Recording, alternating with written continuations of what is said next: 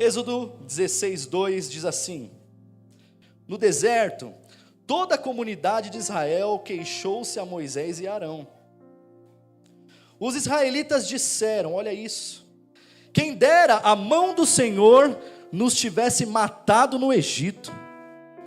Lá nós sentávamos ao redor das panelas de carne e comíamos pão à vontade, ou talvez na sua versão esteja até se fartar.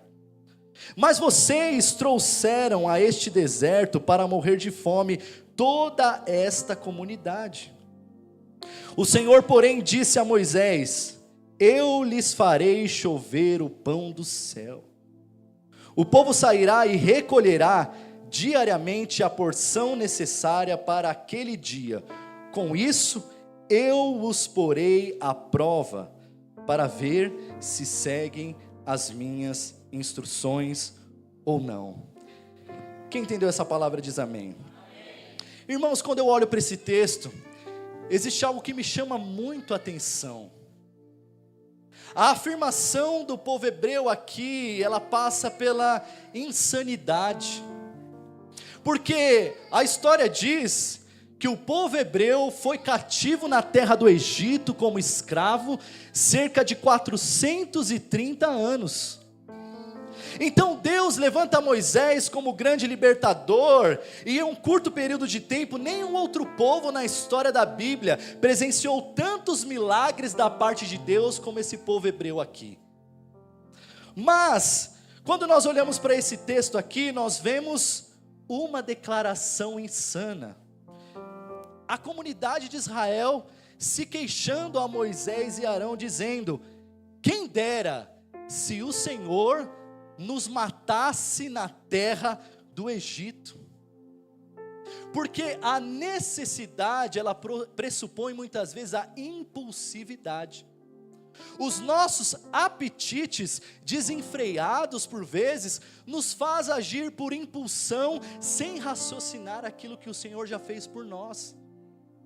Muitas vezes, quando nós não conseguimos dominar os prazeres da carne, os prazeres da nossa vida, essa necessidade nos faz agir por impulsividade, e alguém impulsivo não consegue parar para raciocinar e celebrar aquilo que Deus já fez. Então o povo aqui murmurou por conta da fome. Diga comigo, o povo murmurou por conta da fome. A fome sempre irá existir, mas cuidado, porque o nosso apetite pode determinar o nosso futuro. Tome muito cuidado. O seu apetite não pode somente, mas certamente determinará o seu futuro. Por quê? Porque às vezes fazemos das necessidades as nossas maiores armadilhas. Não é porque eu estou com fome que eu deva comer qualquer coisa. Não é porque eu estou com fome que eu deva me alimentar de qualquer coisa. A fome aqui representa uma das primeiras dificuldades do povo hebreu no deserto. Diga comigo, eles murmuraram, mas Deus deu um maná. Diga com mais vida, eles murmuraram, mas Deus deu um maná.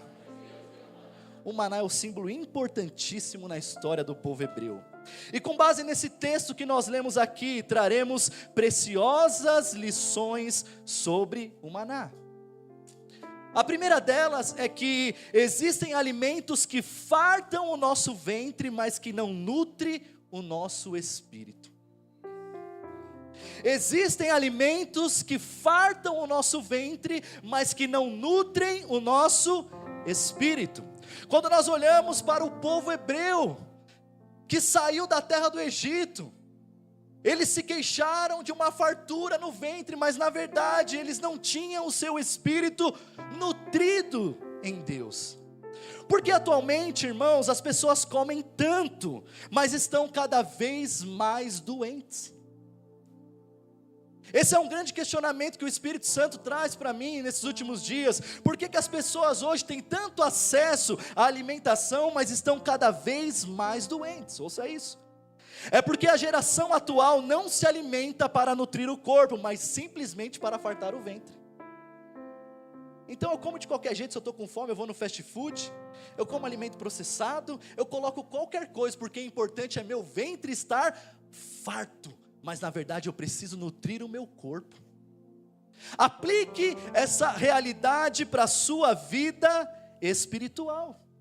Mas irmãos, nós vivemos em uma sociedade que vive pela busca do prazer imediato sem propósito. Por isso que as pessoas comem tanto, mas estão cada vez mais doentes. Pensam a curto prazo. E a frase é: se me satisfaz, é o que importa. Se me satisfaz, eu estou tranquilo. As grandes indústrias produzem alimentos prejudiciais à saúde, sem se importarem com as pessoas. O importante é lucrar. Os falsos profetas produzem mensagens que não geram impacto na vida das pessoas, mas o importante é o like. Você entendeu? Os hebreus estavam escravizados pelo próprio ventre, ou seja, eles viviam pela busca do prazer, e o apóstolo Paulo já dizia em Filipenses 3,19, que o fim daqueles que são considerados inimigos da cruz é a perdição, e o Deus dele é o seu próprio ventre, o seu próprio estômago.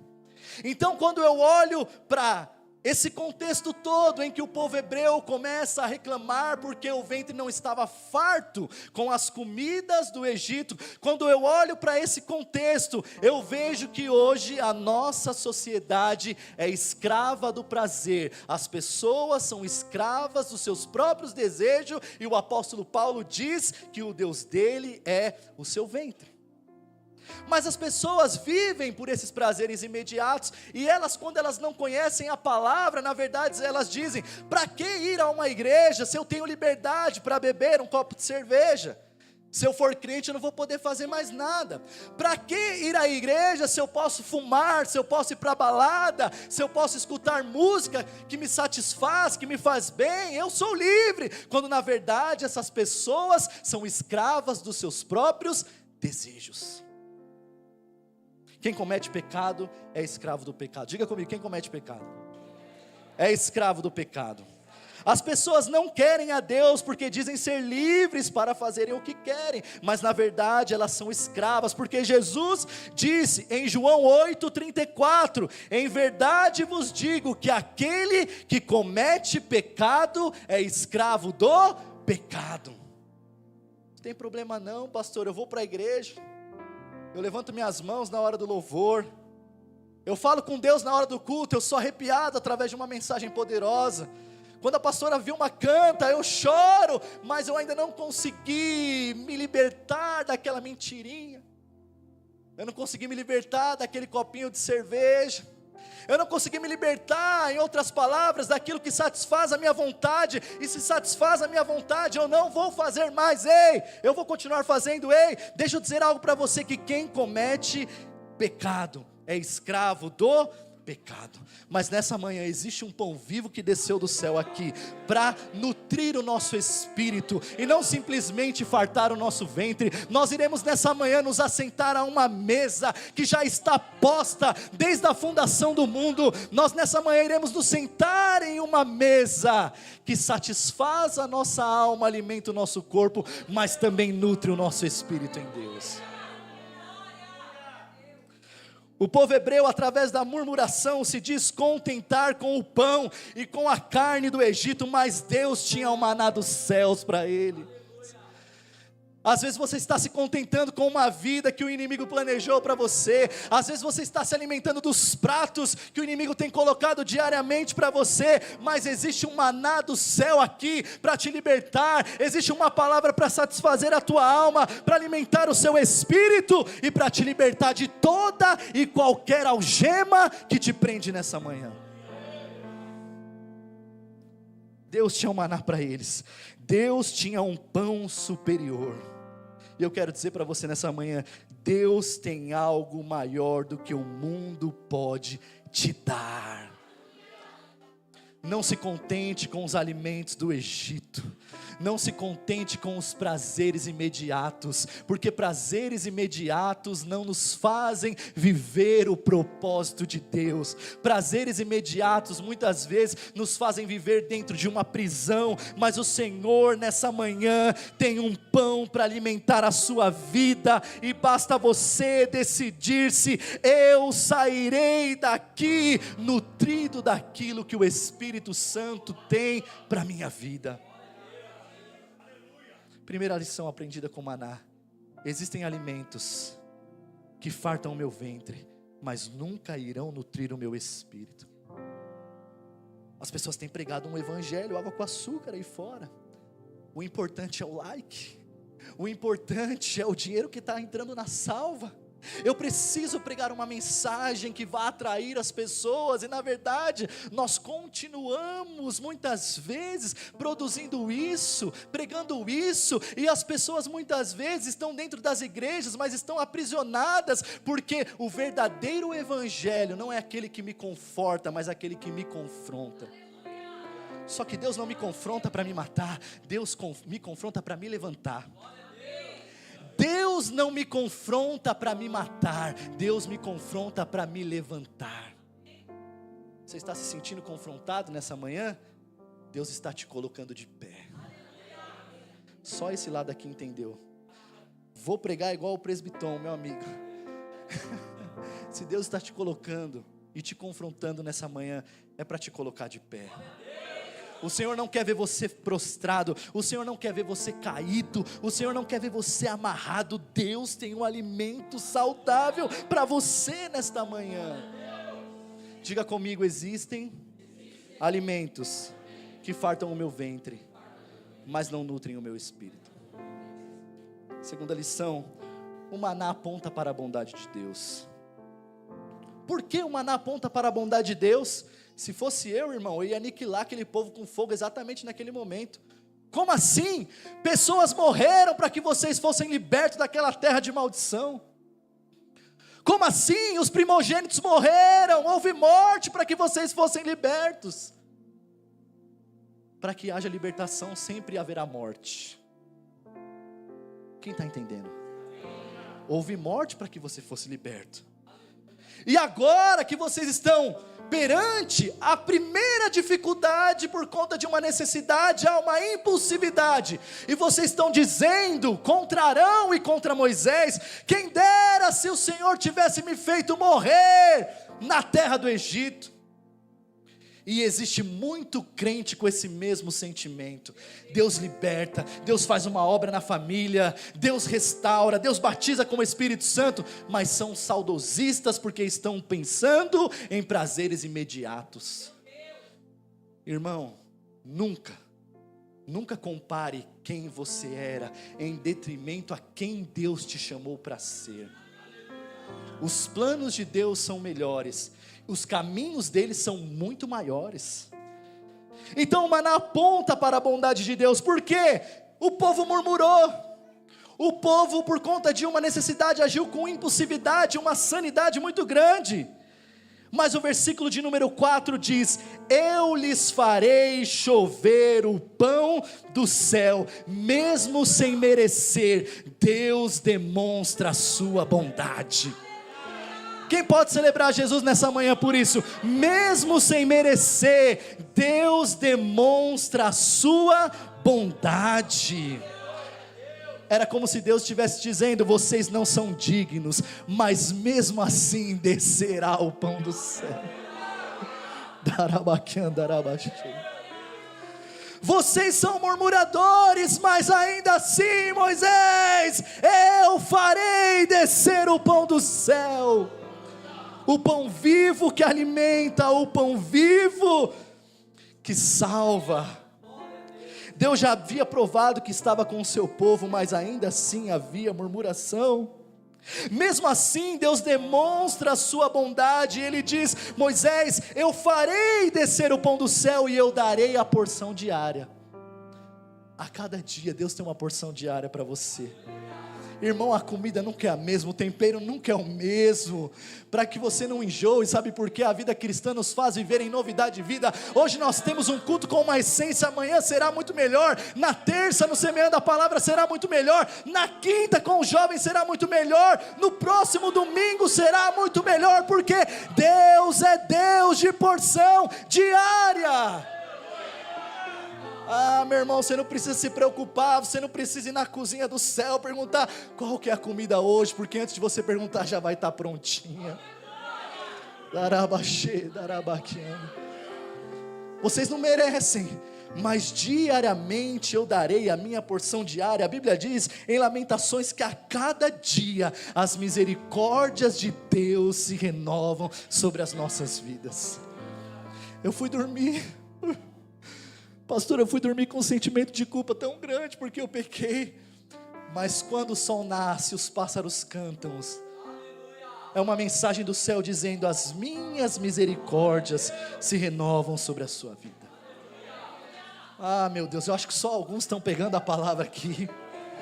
Você não era digno, você não é merecedor, mas Ele diz: eu farei descer o pão do céu, uma porção diária. Ele prepara o alimento, querido, Ele põe a mesa e Ele reserva um local de honra, um assento de honra para você. Nessa manhã você entrou aqui, a mesa já está posta e tem um lugar de honra para você também. Estou sentindo Deus aqui. Ele prepara o alimento, Ele põe a mesa e Ele reserva um lugar de honra para mim. O mundo pode te maltratar, as circunstâncias da vida podem te moer, mas quando você entra aqui, existe um lugar de honra para você.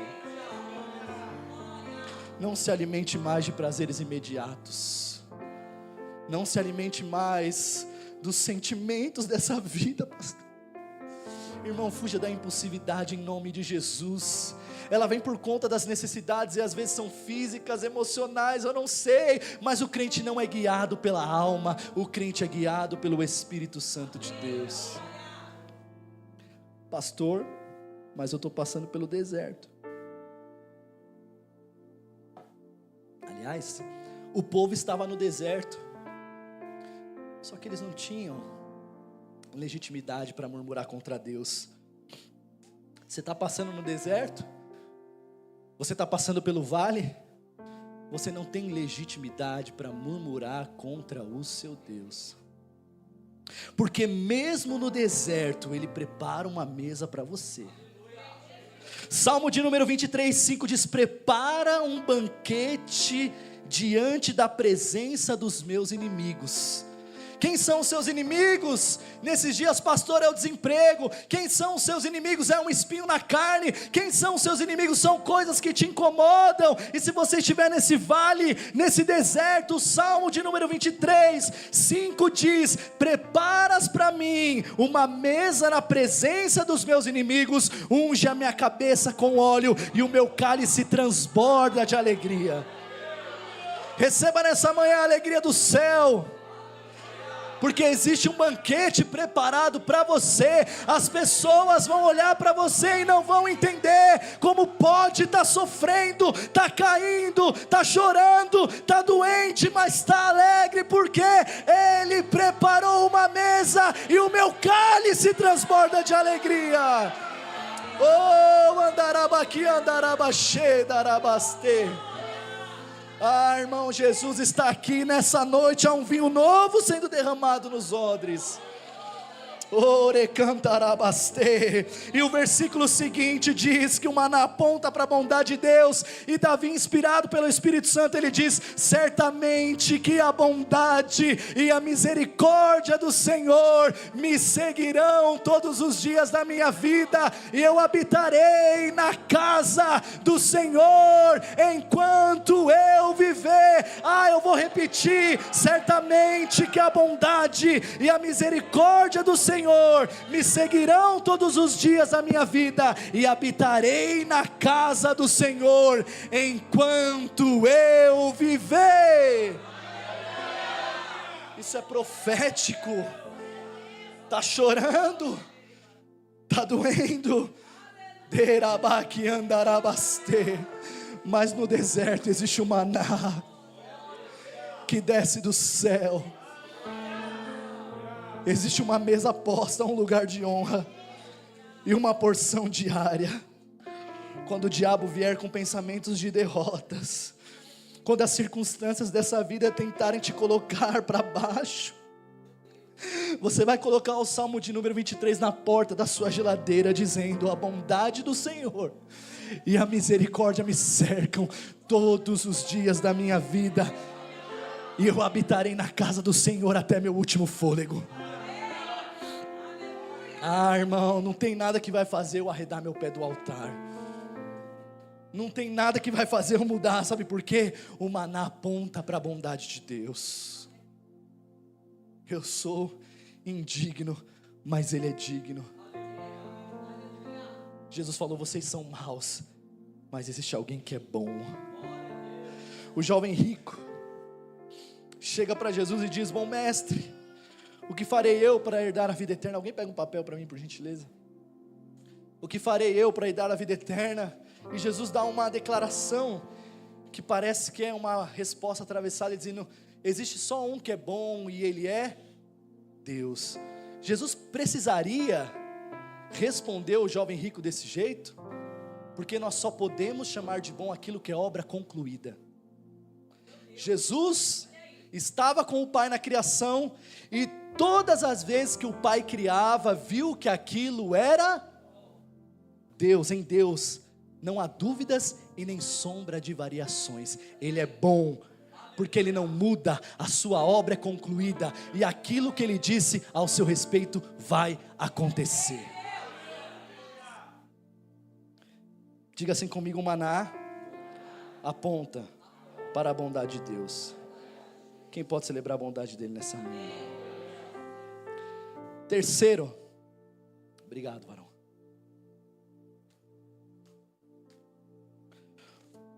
O maná me ensina que a palavra de Deus é doce como mel.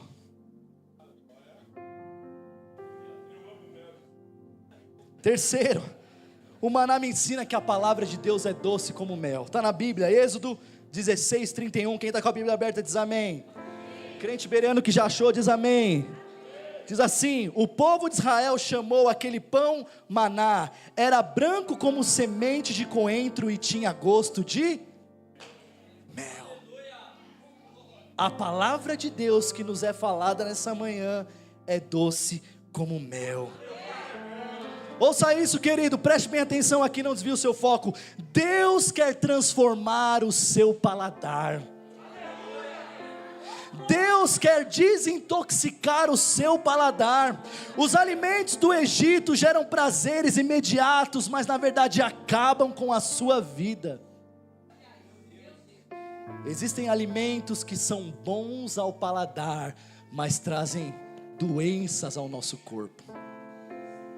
Deus quer mudar o seu paladar. Diga para o seu irmão: Deus quer desintoxicar o seu paladar. O que é que você tem comido, meu irmão?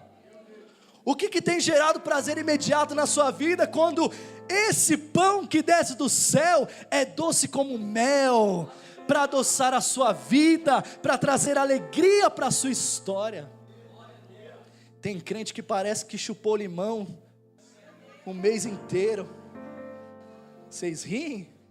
Vocês riem, mas não é vocês às vezes têm que aguentar a cara dos crentes, né? Tem crente que parece que chupou limão. O paladar está amargo. Ele está mergulhado na amargura dessas vidas, preocupado, atarefado, ansioso, envolvido com coisas que não são de Deus. E Deus está dizendo nessa manhã: eu irei desintoxicar o seu paladar. Um exemplo disso, quero desenhar para você o açúcar. O açúcar é uma substância mais viciante do que droga, do que heroína, do que cocaína. E a gente não vive sem um docinho depois do almoço, né? Lá em casa é assim: a Vilma falar, eu quero um docinho. Eu estou repreendido porque eu já estou um pote de doce. Não está dando. Mas por quê? Tem pessoas que, se não tomarem o seu café com açúcar, ficam até com dor de cabeça. O corpo causa uma dependência dessa substância chamada açúcar, que é doce ao paladar, mas é amarga ao organismo. O tempo necessário, preste bem atenção, o tempo necessário para desintoxicar do açúcar leva de 10 a 14 dias e às vezes até um mês ou mais. Eu estou tentando, acho que já faz uns 2 meses, tirar essa praga do açúcar da minha vida. Os irmãos perceberam que eu estou mais magrinho? Não, né? Vai que cola, né? Vai que cola. Estou suando até os carcanhar aqui, irmão, me ajuda aí. Eu estou suando até os carcanhar para pregar para vocês não ajudam o pastor? Que coisa! Leva de 10 a 14 dias ou um mês ou mais para que as suas papilas gustativas desintoxiquem do açúcar. Agora eu tenho uma boa notícia para você. Se você comer o maná de Deus, a desintoxicação do sabor do Egito é imediata. Ah, irmão, essa aqui veio do céu, não tem. Pode procurar no Google que essa não tem. Porque às vezes a gente acha que o diabo está tirando um braço de ferro com Deus. Quem vai ganhar? Quem vai levar? Quem vai levar? Se você comer nessa manhã o maná que Deus preparou para você, a desintoxicação do sabor do Egito é imediata. A Bíblia diz que conhecereis a verdade vos libertará. Não tem essa do crente viver sempre no pecado, não tem essa do crente viver sempre na prova, porque você não vence pelas suas forças, mas você vence através do maná do céu, a palavra de Deus, que é mais doce como mel, que é palatável e que traz saúde ao meu espírito.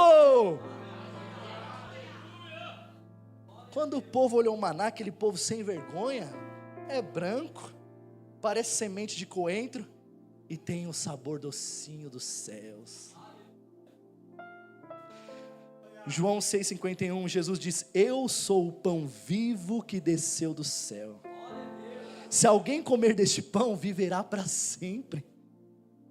E este pão é a minha carne que eu darei pela vida do mundo.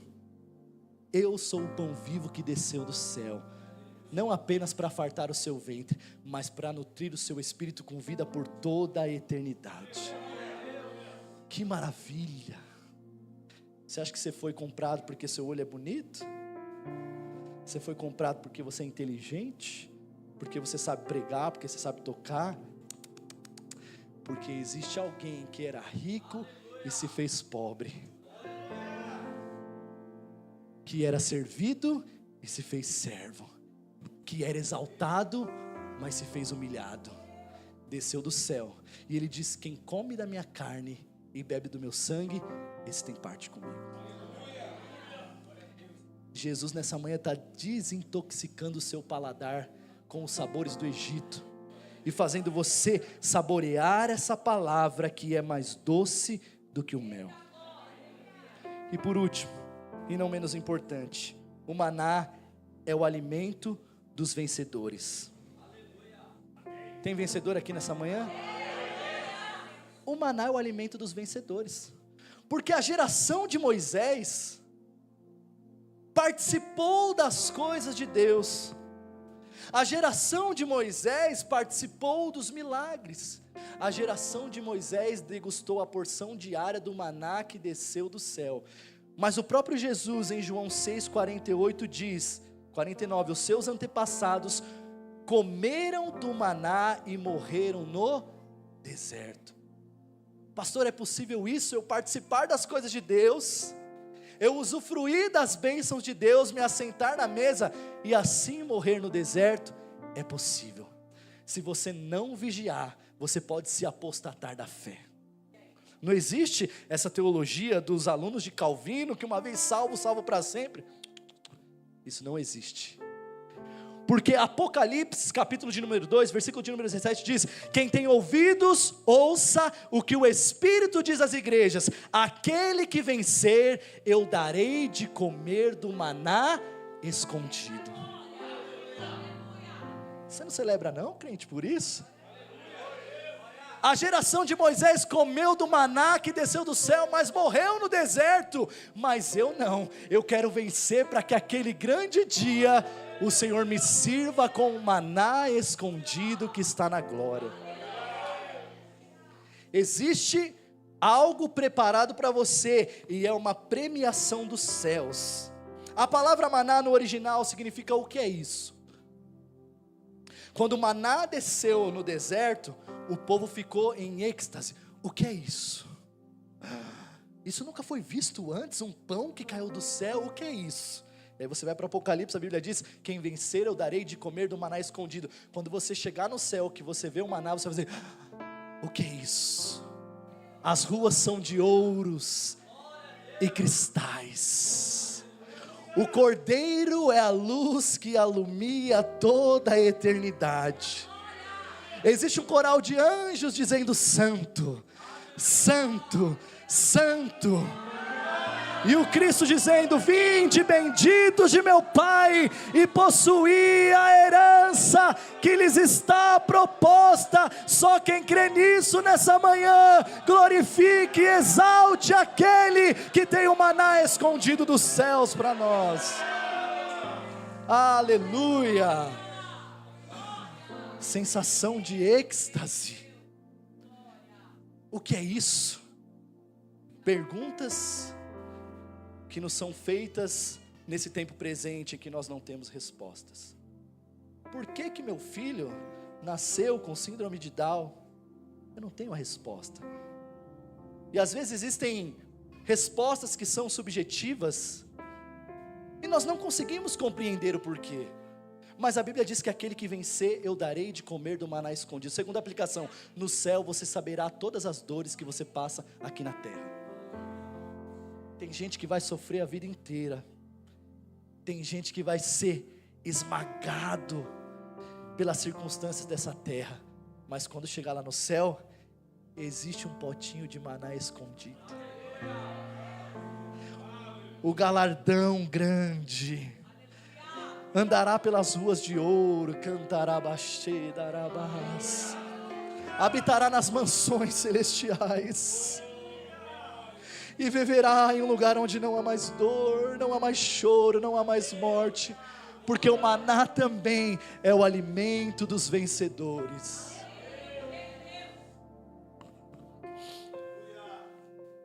Aleluia. E o versículo de Apocalipse 2,17 continua dizendo: também lhe darei uma pedra branca com um novo nome escrito nela, conhecido por apenas aquele que a recebe. Pastor, que nome é esse? Você não sabe, eu não sei também, e nunca saberemos.